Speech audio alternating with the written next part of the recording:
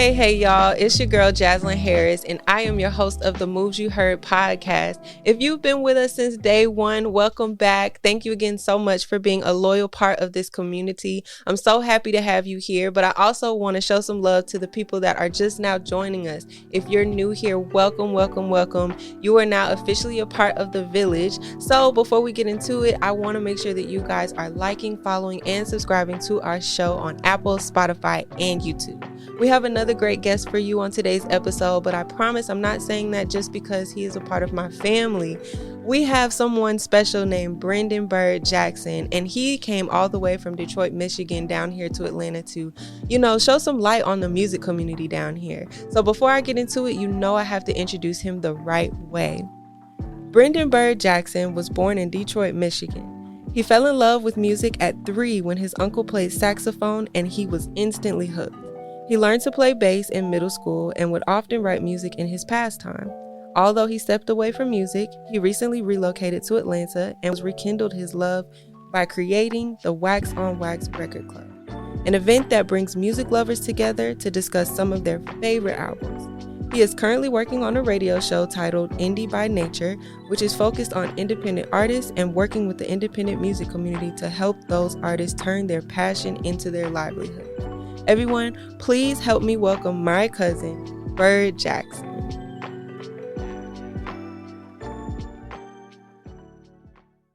Everybody say what's up to my cousin, Brendan Jackson. What up, though, y'all? Hey, we're so happy to have you. So thank you for your time. And we are just going to get to know him a little bit more, all the things that he does in the city of Atlanta, as well as his brand and his love for music. So I'm ready to dive right deep into what he has going on. So if you've been following us, you know that every episode we start with a special Moves You Motivate message for the day. So with this message, what we're going to do, we're going to tell you the message or the special quote for the day. And I want to know, what is your take on that message? What does it mean to you? What other thoughts that you might have about it? Okay. So today's Moves You Motivate message is celebrate how far you've come.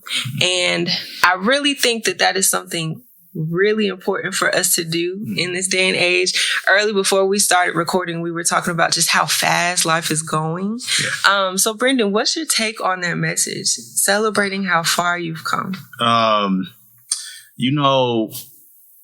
At one point in time, I was like really bad at that because I would as you follow success gurus and motivational speakers and, if you do all that stuff and they always talk about celebrate your success, even the small victories and all that. And you just kind of think all the time about how you might be, you missed something small. Like you said, we were talking earlier and we talked about the to-do list and you put 10 things on your to-do list, which you shouldn't do anyway, but you put 10 things on your to-do list and you knock out 7 of them and you don't hit the 3 of them and you're mad. And you feel bad. Your day it's a failed day and you didn't do everything you're supposed to do. And so now your whole day is frazzled.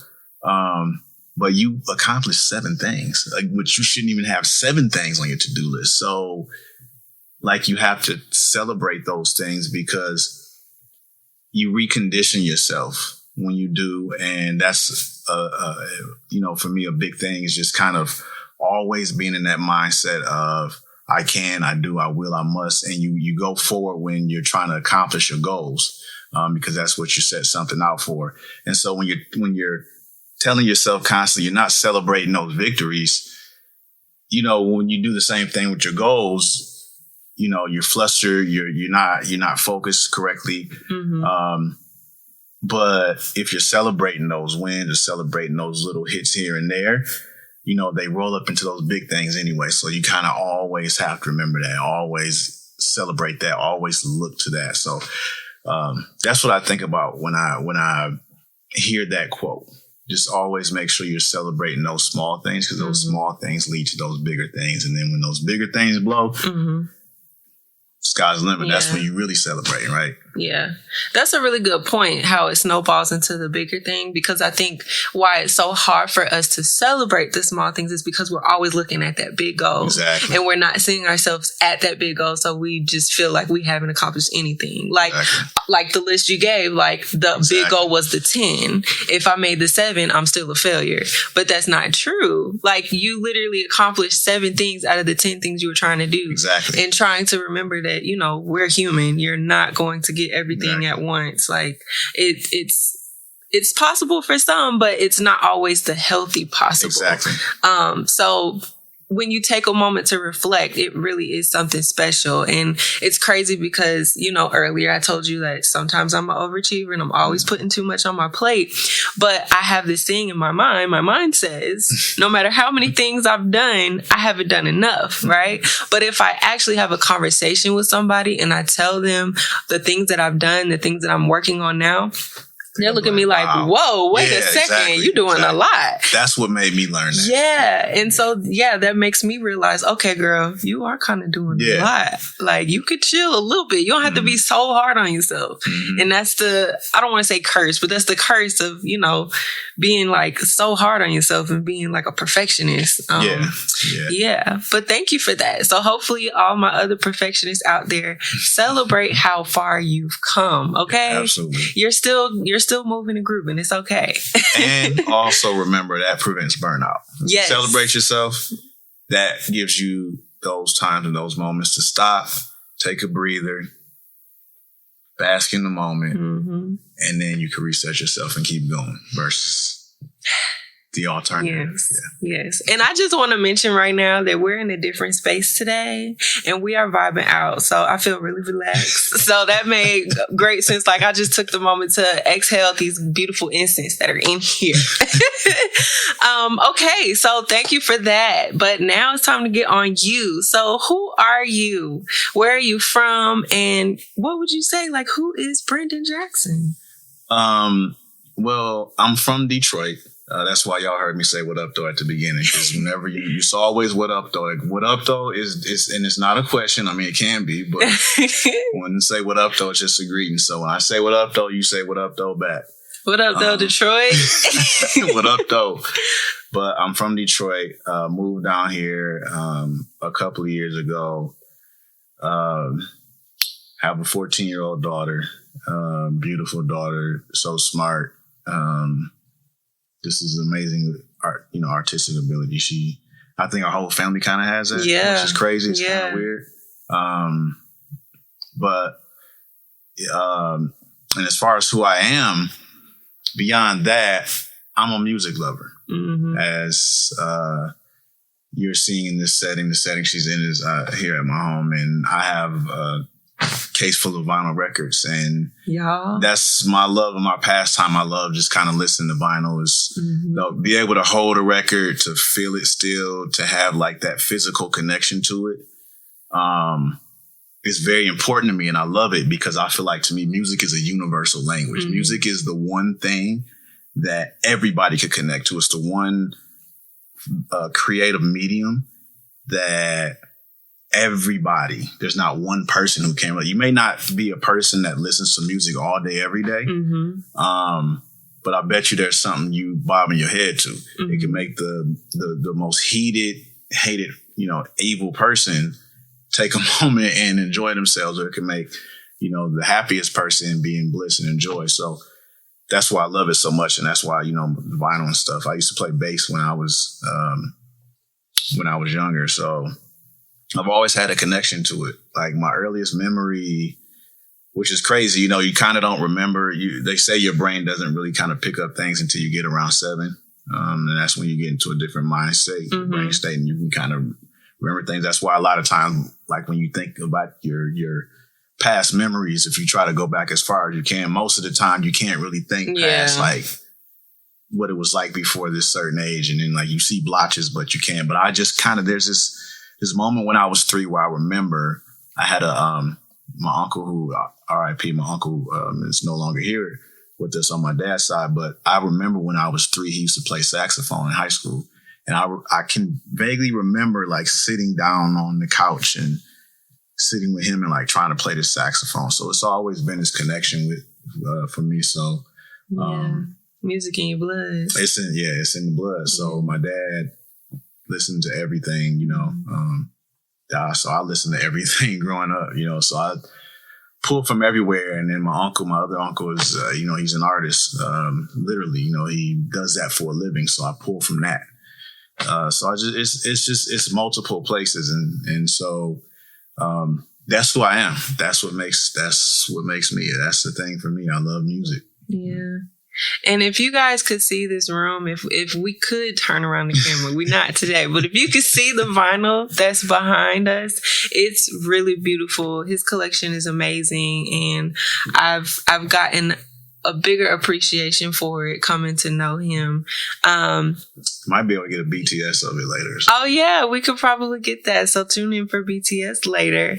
And I truly believe that music is very strong within our family. Growing up, I think my biggest connection with music in the family was first Uncle Mondo. Yeah, shout out to Chris DJ. Bailey. Yeah. And then Chris and DJ. Yeah, Uncle Lump. Yep, Jim. My turntable. Yeah, was his old deck. Yeah, so we got music in our family, and just my memories being with my other uncle was always with music and things like that. So it only makes sense for you to come down here. Yeah, but that's Atlanta what too. Right. That's what I wanted to lead to. So being from Detroit, what kind of moved you down here to Atlanta? What was the reason you came down? First of all, I've been wanting to live down here since I was a kid. Like, I remember when, your uncle, your uncles and they all moved down here. I think your mom actually moved down here before everybody. We used to go to Buffalo all the time because that's where they live. We live in Detroit, it's 4 hours away. You can go right across the Canada, through Ontario, all that, and then Buffalo's right on the other side. And so we always would go back and forth, and we always had, I remember, even though they were much older than me, just still having that connection. Obviously, you're a young boy, you look up to the guys. I don't have no brothers, so, those are your my brothers. Cousins, my male cousins, and then my older male cousins, those are the ones Yeah. So when everybody moved down here, it was like, oh man, what it was like kind of feel, it's like losing like the person that's lived next door to you, the family member that actually lived next door to you, because essentially we did. So we got to come down here, and I just connected with the place like way back when. So a couple years ago, unfortunately through the pandemic and stuff, I had lost my job, had a hard time finding work. Got a job finally, excited, back in my field. 4 months into the job, they laid like half the company off. So I'm like, oh man. What am I going to do? I just got this job. Yeah. Good money and stuff. And so I'm like, you know what? I've been wanting to go down to Atlanta. And I just kind of started looking at my life. And, at an older age, and this is, I don't know how much of your demographic is older and stuff, but I'm 40 now. So here I am at 38, I think at the time, 37, 38, looking for a life change, which I want to let you all know it's never too late. You have that time. So never feel like you're a failure because you're not where you want to be. Thank you for that. Because essentially in my mind, I was where I wanted to be for so long. I was doing pretty well up to that point, but I always had like this yearning inside of me. I always knew kind of. And right before I moved down here, like a year before, I was doing my podcast and I stopped doing my podcast. I didn't really want to. It was like, I think I was doing it for like a year and a half, 2 years. It kind of like just got over it and was kind of tired. And so, leading up to all of this stuff, what I did though was I got a chance to create. I got a chance to do a podcast. I got invested in like these microphones, laptops and software and equipment and all this stuff. And it took me back to when I used to play bass, which I hadn't done since I was like 15 or something like that. Yeah. It took me back to being able to create. When I was a kid, I used to write music. I used to literally write music, so it took me back to those moments of being able to do that stuff. And I'm like, man, this feels good. And I was like, all this time, this has been like kind of who I am. It's always been in the background. Like I said, I wrote music when I was younger, but I was always this kid who it was easy to get me to give up, I feel like. Because I was always told, like, if you want to do certain things, and this is no disrespect or nothing to family or anything, because realize the generation before us is only teaching us what they know. Yeah. So we can't really hold that against them, just like they shouldn't hold that against the next generation for quote unquote being lazy and all this other stuff. Yeah. Because remember, the generation before them is the generation that kind of raised them and showed them. Yeah. But it was always, you got to go to school, do this. It's the same, the formula, regular formula. Mm-hmm. So I would always, with music stuff, I would get discouraged pretty easily as a kid. And, I just didn't, I loved it, but it was always something that I felt like it was far out of my reach. Mm-hmm. Like, you can't do those kind of things. Mm-hmm. So, after I started collecting vinyl, I was like, what would be dope? I just kind of started having these ideas for like a record store lounge and all this kind of stuff you could do. And it would be dope to have this and do this and all this kind of stuff. Mm-hmm. So after I got laid off, I was like, you know what? I'm gonna go down to Atlanta. I'm gonna change my life. I'm gonna change my daughter's life. I'm gonna change my trajectory. So I started looking for jobs down here, and I didn't tell anybody at first because I didn't want to, if it happened. Right. So I started applying for jobs down here, but still applying for jobs back in Michigan, and got a job down here. I ended up rescinding the offer. I'm already, packed, ready to go. Mm-hmm. Talked to my boy, asked him, could I stay there for 6 months so I could save up some money and all this. And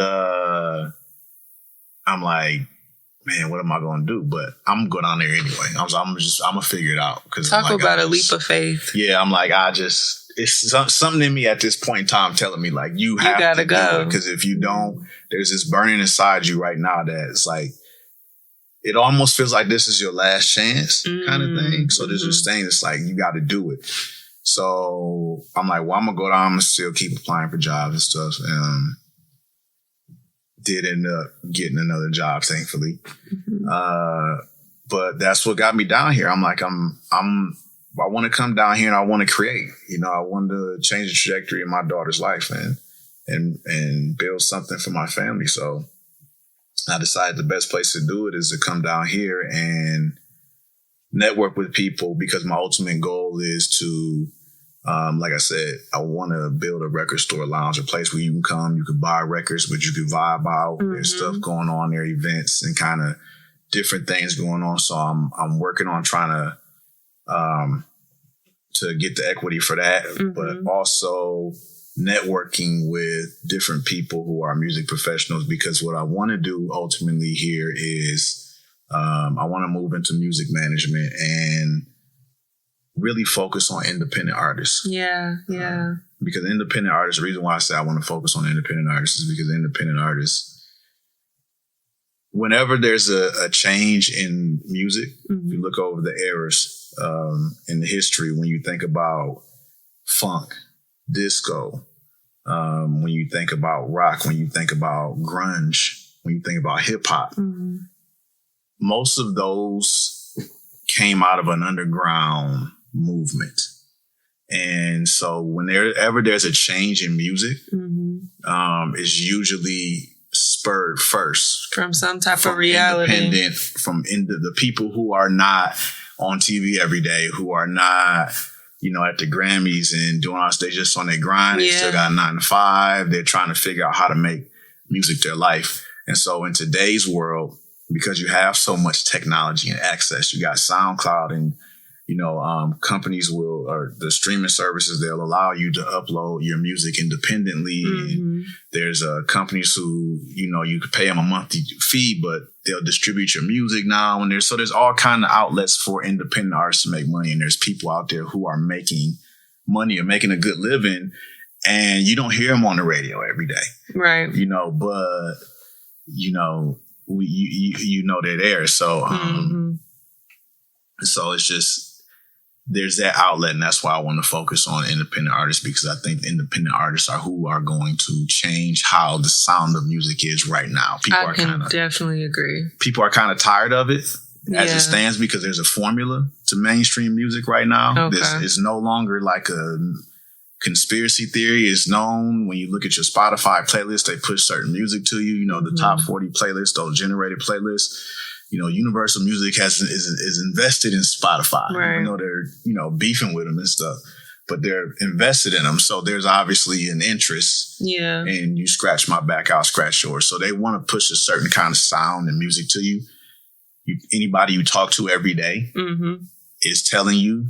Even people who love the mainstream stuff are telling you at this point, hey, man, I'm kind of tired of it. All sounds the same. Yeah, no, it really does all sound the same. And it's a little frustrating for people that really appreciate real music because everything that's in mainstream is so catchy. Yeah, like these days, everything is about, okay, what's going to be on the next super viral video? And we're just going to keep that going because everybody's going to repost it. Then everybody going to stream it. And it's all about the money right there. And just, you know, hearing about certain artists that fight to be able to do the music that they want to do. Yeah, exactly. So people are leaving labels nowadays, major labels. They're leaving dollars on the table. That are probably going to get taken from the label anyway. But they're leaving dollars on the table to go independent. Yeah. I think of Summer Walker like an example. You know, she talked about the grind of being on a major label and then not wanting to be like that. She wants to go back to being independent because she doesn't have to tour like she does. She talks about having social anxiety, and that's a big thing. And she feels like her creativity is stifled and they want her to make, you know, so... I can tell the difference between her music when she was first starting to now. You hear it. I still like her, but I fell in love with her music back then. Yeah. Yeah. So she is able to get, you know, her freedom, which hopefully she does, and she's able to go back to that. You know, you probably going to hear that again. The artist we were talking about earlier, Larry June, you know. Yeah. Big Larry June fan. Larry June he talks about his time being signed to a label. He signed to a major label, you know, from independent for all these years, and you hear the difference in the sound. And then he goes back independent, and you again hear the difference in the sound. I mean, there's some things he picked up from that mainstream world, which you always should, because you always should be growing. That experience, yeah. But he's himself. He's comfortable again, and you hear it. There's more confidence in the music. It sounds better. That's good. I think that's great because he'll be more apologetic about going into it with his own sound for sure. It's, you know, it's going to go back to that. The independent artists are going to continue to shape that, and that's what's going to be like the disruption. We're going to talk about that a little bit more. You got a little ahead of me, but I love that you, no, you're good, but I love that you brought that up. But what I want to backtrack on a little bit is you touched on the fact that you had a podcast. And fun fact, you guys, before I decided to officially do this podcast, he was a go-to. I picked his brain, and I remember when Mom first told me about your podcast, it was before we officially met. Because I didn't really know my cousin too well a few years ago. And so not too long ago, I don't even remember what year it was, but we were in the car. I think we were going on some road trip, and she said, because this is when I first started listening to podcasts, and she told me, hey, your cousin has a podcast. I was like, what cousin? And so she told me about the podcast, and I listened to a couple while I was in the car, and I was like, oh, okay. And then next thing I know, you pop up at our house at the family cookout, and that's when we met him again. You know, that's how you meet all your family. They just pop up at a cookout. Right, you pop up at a cookout, man. But yeah, so then we got to know each other some more. Come to find out, he's like just this total mastermind about all these things. And I'm picking his brain out. I remember I texted you to meet at the Starbucks, and we just hashed it out. We talked about what I was thinking about doing. That was fun. He gave me a couple books to read. I didn't finish them. But yeah, it's so you get the information out of them you need, really. Yeah, so I want to know more about your story with podcasting. Like, what was the name of your first podcast? I think you told me that you were getting ready to do another one. I just kind of started one, but I'm gonna pivot. But I'll get into that. Okay, because we're doing something bigger than that. But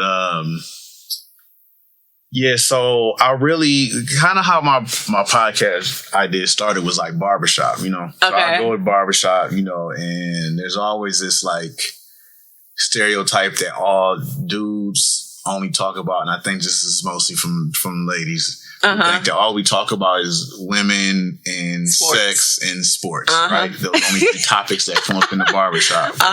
That's all that's on our mind all the time, but you get in there and you get some real rap. You know, it could be therapeutic at times.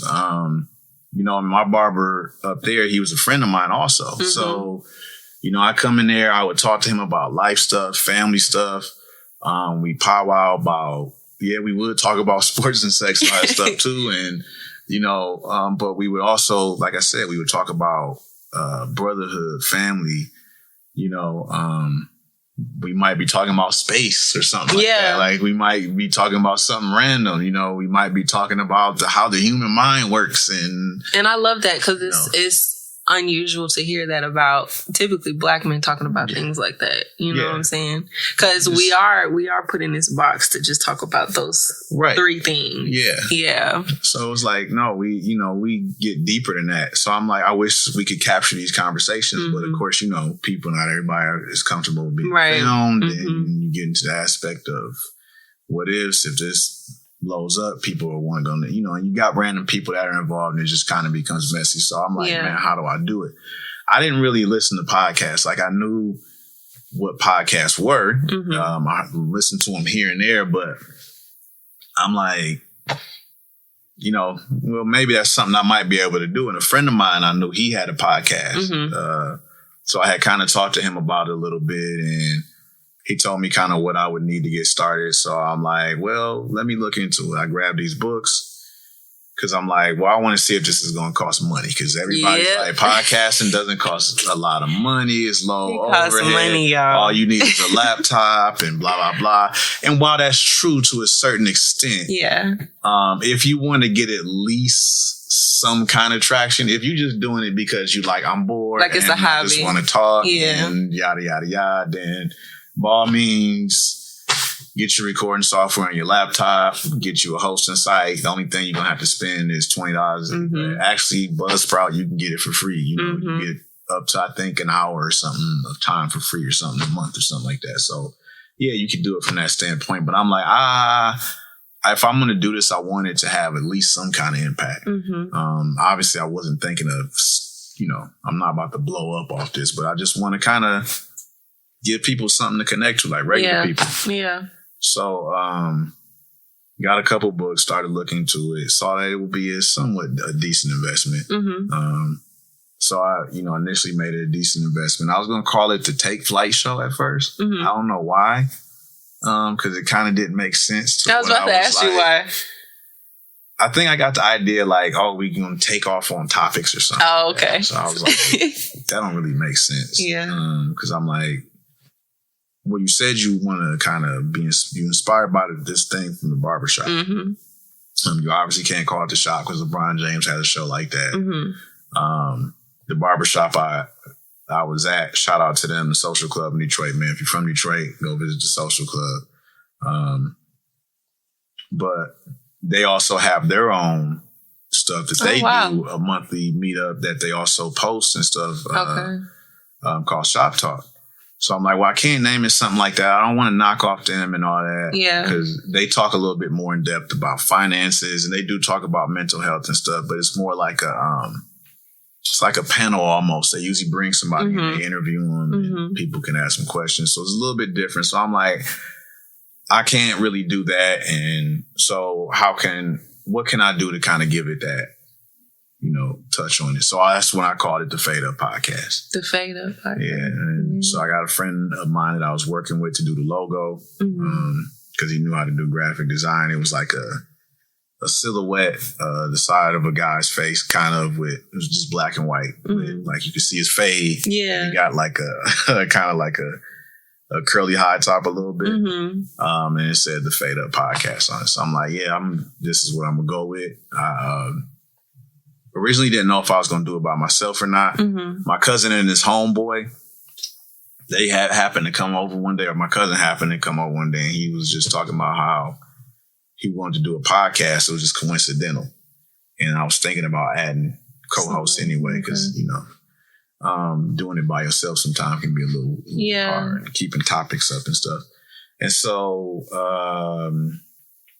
that's when I got them, and then we started doing the Fade Up podcast. And, you know, it did okay for a minute. Okay. Had a nice run.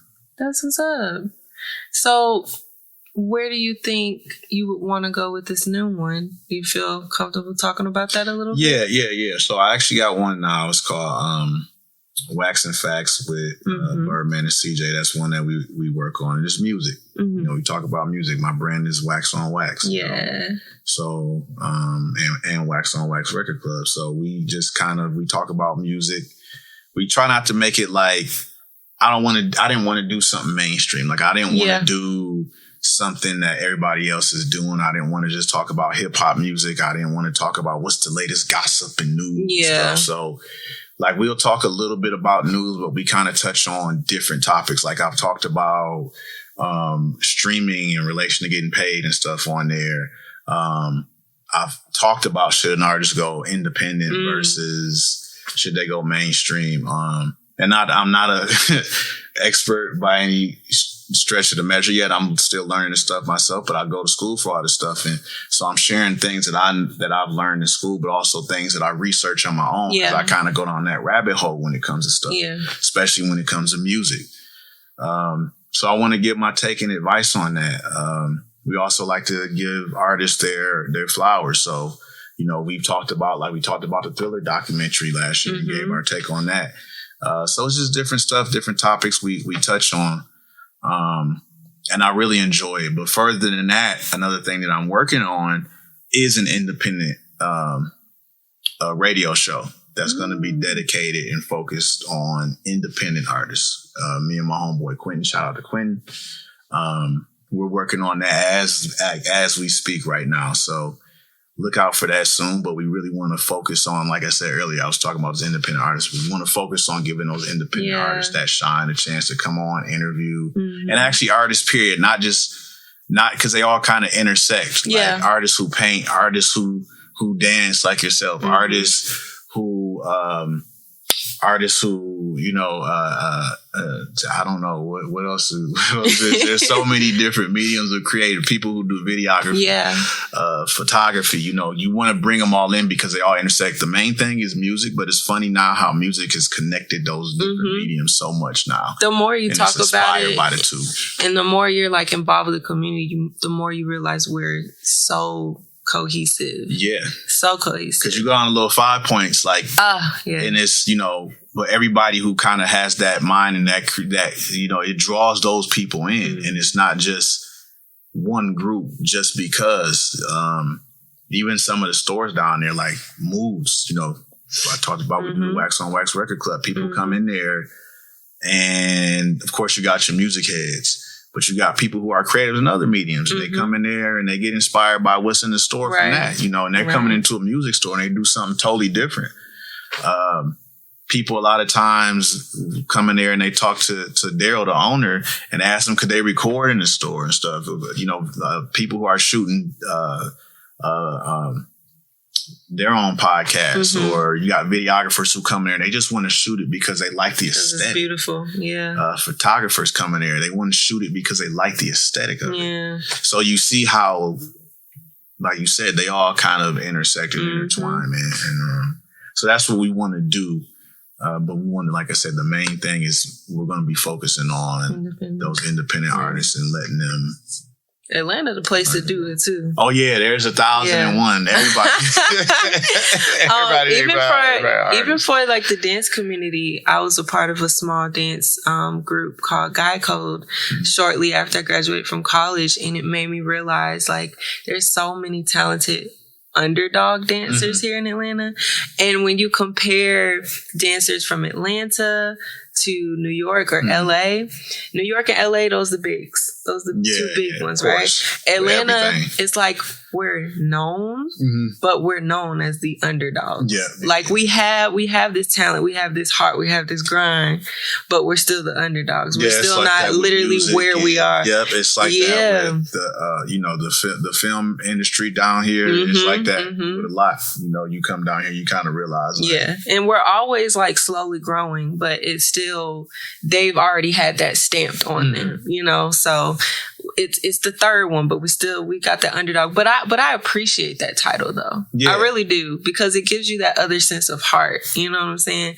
And gives you drive. Yeah, I think it does give you drive. Why you get so many people who are hustlers down here, because even before I moved down here, you visit, and it's just the energy about the city. Like, you come down here and you leave and you like, oh, you go home, you like, I gotta grind, because they down there, and it's you could definitely step into the city and get some inspiration real quick. So sidebar, your nickname. Why they call you Birdman? Birdman? Where does Birdman come from? Well, y'all see, I'm skinny, man. When I was a kid, obviously I'm skinny, so chest was cage, bird cage. So my cousins would call me Bird. They talk about me and stuff. And of course, when you a kid, you like, but then after a minute, it just kind of stuck. It grew on you. So I haven't heard the bird chest in forever. Family, that's why I work out a little bit now, so I'm not that. But so it was like a family nickname, and my family would call me Bird, and people would, like, friends would come over and stuff like that. Women I was dating, or whoever, they come over and people would call you Bird. They'd be like, why they call you Bird? They just look like, who's Bird? That's crazy. They my family does not call me by my name. Like, you really won't hear anybody except for my mom call me Brendan, and even her, she'll call me Bryn. But everybody else is Bird. So, and it's funny because for a while I protected that nickname. Like, if you wasn't family, like, you can't say it. You can't say it. Oh, one that's of those things crazy. where, like, people said it to me, like, nah, you can't do that. But then, like, you ain't made it. Now I embrace it, because I'm like, I want it to be a part of my brain. Yeah. And it's also that paying that same homage to my family. At the same time, like, giving that honor back to my family. Like, I am who I am because of my family. I wouldn't be here, so I have to give them that honor too at the same time. So I'm like, if I'm going to do something and I want to do it big, I'm going to do it big, and I'm going to do it while representing. So I love that. My brand is Bird. When you hear me, you see me, I introduce myself most of the time as Bird. Bird or Birdman. Bird it is.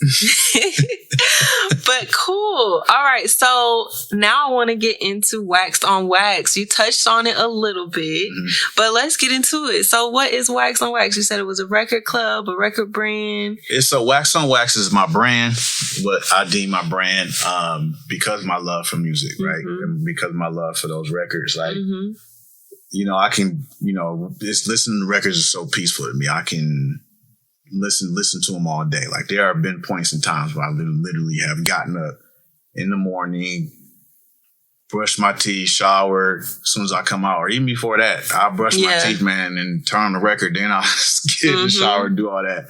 And that's all day from the time. And when I go to sleep, I do. So I'm like, what can I get to represent that? So when I started thinking of the record store, that's where the original idea came from, like Waxed on Wax. And I love the name too. It's real. It fits. It's really. I wanted to do something different and not. And I was thinking so there's this scene, and I already told y'all my age, so I'm dating myself. There's this scene in Ninja Turtles, Ninja Turtles 2, back in the day, which they actually got from Karate Kid, but he's like, I think it was Michelangelo was like being goofy, and he had like these. He was cleaning up, and he was like, waxed on, waxed off, waxed on, waxed off. So I was like, just had that in my head as thinking about the records and stuff. And I'm like, man, why don't I name it Wax on Wax? And then put 2 X's in it. And then I put a vinyl record in the back. Like, I literally like made logo myself. I actually made 2 logos. There was a different logo, but I remember sitting up like all night looking on YouTube videos, bouncing between that and Photoshop, like trying to figure out how I can make a logo for myself. And y'all can't make me play with Photoshop. It was pretty dope, but I liked that one, but I wanted something a little bit more simple, so I revamped it to like a golden color with the record over the record. And so, like I said, it's my brand. It's start off with the record. There's the record store idea, because I'm already manifesting that. I'm like, I want my record store, so I'm gonna make a logo for it and get ready for it. I love what you mentioned, your idea for a record lounge. Yeah, I'm there because I'm like, I want to. About me, like I'm a very like laid back, hippie type person. Like I just, hippie, stoner, and I love music, and so I want to be immersed in that. And I'm like, if I do a lounge, I want to do a lounge where people can come in and just relax and vibe, and you can come in here and shop, or you can come in here and chill, even during the day, listen to some records. Network if some people are in there. I want to have a whole stage and everything in there where people can do jam sessions every night, like an artist, almost kind of like an artist haven where people can come in on certain nights and there's like certain events going on, whether it be a karaoke night or somebody premiering their music or a local DJ in there who's getting to kind of like, get their chops going and stuff. And just have fun with it and just enjoy it, man. But the main thing is the music, the records. Yeah. Like, so. And then it just other things branched off into that. And then that's when the record club kind of came about. And so to mention the record club, he does some monthly meetups at MovesU. Shout out to MovesU from Little 5 Point. Yeah, shout out to Moves. Yeah. And he talks about an album that he selects for the month. And we go through each track and kind of talk about how it relates and how we see kind of like a book club. Yeah. It's like a book club for records. And it's so dope, y'all. It's so dope. I have a really good time when we get there. So whenever he announces his next one, I'll definitely make sure to let you guys know, because you guys have to pull up on Moves. Yes, please do. Yeah. So it's just like I said, Wax on Wax ended up becoming a brand, and it spurred some different things and different ideas. But that's the brand that represents me. And like I said, the record is for the music, and because like I said, the gold in my logo represents, that gold standard when you think about it. And I hope he could be proud of me, because I told him earlier today that I have my own vinyl record player. I have 2 vinyls right now, and I'm learning how to use it. But I enjoy it too. Like it gives that old school nostalgic feeling. It's and addictive. Yeah, I want to be, and I probably am already, the auntie that's just cleaning the house, cooking a little bit with the music playing in the background. And so that's how I see it. I have my purple vinyl record player.